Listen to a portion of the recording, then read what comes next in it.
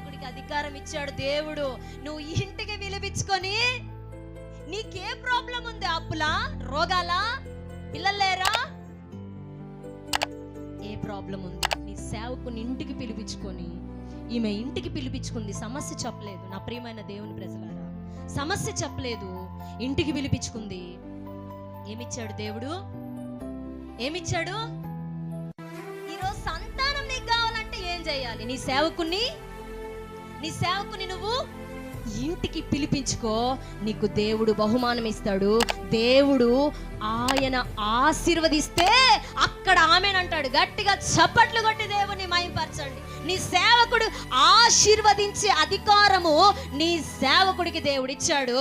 అందుకని నువ్వు ఏం చేయాలి?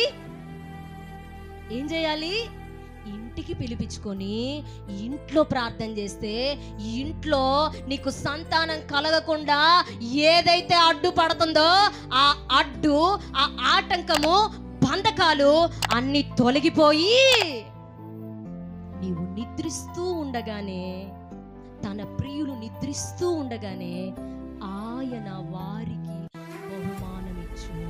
హల్లెలూయా.